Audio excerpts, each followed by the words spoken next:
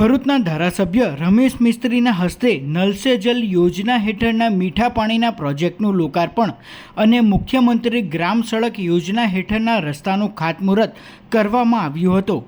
Null સે જલ કાર્યક્રમ હેઠળ ભોલાવ ગામના કુલ 8 પૈકી 6 ઝોનની 146 સોસાયટીને મળનાર મીઠા પાણીના પ્રોજેક્ટનું લોકાર્પણ અને મુખ્યમંત્રી ગ્રામ સડક યોજનાના નારાયણકુંજ સોસાયટીથી માધવનગર સોસાયટીને જોડતા 2.5 લાખના ખર્ચે બનનારા નોન પ્લાન રસ્તાનું ખાતમુહૂર્ત ભરૂચના ધારાસભ્ય રમેશ મિસ્ત્રીના હસ્તે કરવામાં આવ્યું હતું।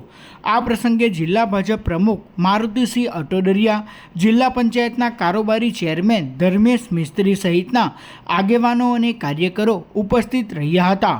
146 જેટલી સોસાયટીઓને મીઠું પીવાનું પાણી આપવાના કાર્યક્રમનું લોકાર્પણ થયું છે।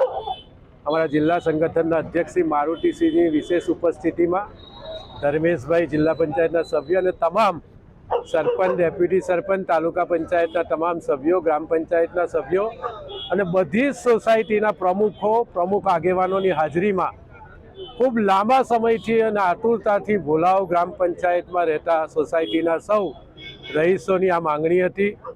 લાંબા સમયથી આ પ્રોજેક્ટ ચાલુ હતો। અનેક અવરોધોની વચ્ચે પણ અમારા પાણી પુરવઠાના અને વાસ્મોના અધિકારીઓની ટીમ અને એજન્સીએ અને બધાએ ભેગા થઈને જુદા જુદા સ્તરે બધી જ બેઠકો કરીને આના વિઘ્નો દૂર કરીને આજે અમે નર્મદાનું મીઠું પીવાનું પાણી આપવામાં સફળ થયા છે।